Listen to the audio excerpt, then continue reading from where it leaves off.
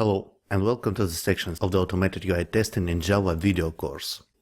Previously, we've looked at the keyword-driven approach and the Cucumber JVM in particular as one of the most popular representative of such framework types. But we've covered basic aspects. However, there are more tricky things which can be done with such frameworks. So, in this section, we will continue with our Cucumber JVM examples. We'll cover more advanced things like transferring data between steps, evaluating complex expressions represented as a text string. We'll take a look at parallelization of Cucumber tests in Java as well as cover some moments related to test integration with external systems. In the end, since it's final section, we will make an overview of what we've covered with the course as well as define some further areas you can get introduced while mastering automated UI testing in Java, as this area is quite big. And we'll start with transferring data between steps. We've already had similar named video for object-driven approach, but keyword-driven approach has some additional features which require some specific solutions. They will be described in this video. We will define major ways the data can be normally transferred between steps. We'll implement additional set of keywords which can help getting and retrieving data from the application under test and pass it to another step. As many times before, all changes will be proven by updating sample test. All data transfer between steps can be classified as implicit and explicit. Let's start with the first one. Implicit data transfer means that shared data is accessed somewhere inside the code and there is no entries visible at the topmost level. As an example, you can take a look at data transfer example we did for the object-driven framework. Here, we define the logical name of the value inside the code and we cannot figure out that transfer takes place anywhere outside our method where it happens. This is a typical example of implicit data transfer. Well, major advantage of such transfer type is that we can treat each transferred data item individually. Thus, we can easily manipulate with any data type as we can control the way we store values. On the other hand, we introduce implicit dependencies between steps. It means that some steps are operational only when they are running after some other steps, and at the same time it is not easy to track which step we depend on. Potentially, that can be any step we use. Another derived problem is that we may update some values. Again, it will make a problem detecting where the data actually changed.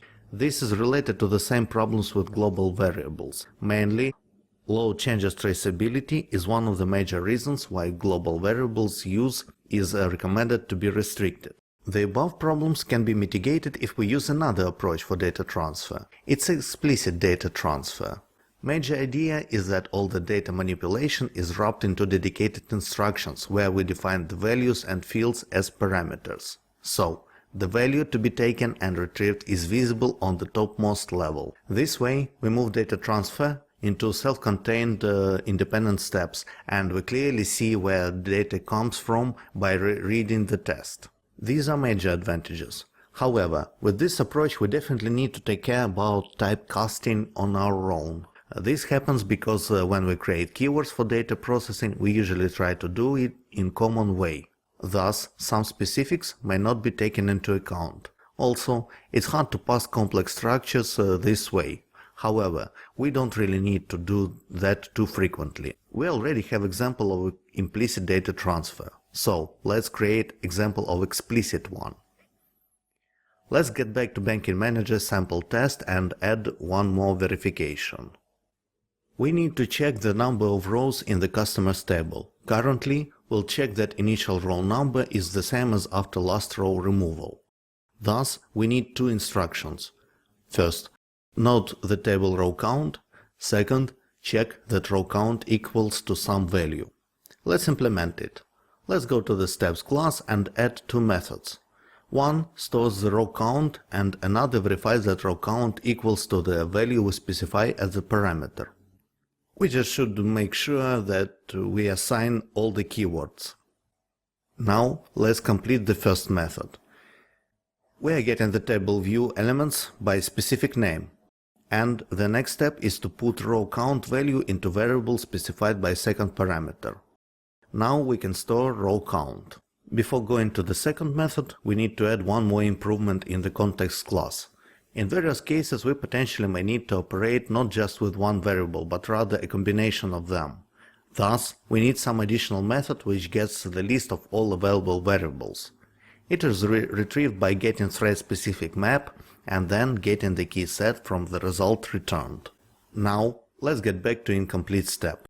Firstly, we get the control by given name. Then, we get actual row count and reserve variable for it. After that, we make copy of second parameter containing expected value and go through each context variable available. If expected expression contains the name of any context variable, the entry is replaced with the variable value. In the end, after all those replacements, we have a variable which potentially already contains the number. Let's convert it into integer and then we'll add assertion for equality between expected and actual row counts. All the time, we should take care about informative error message.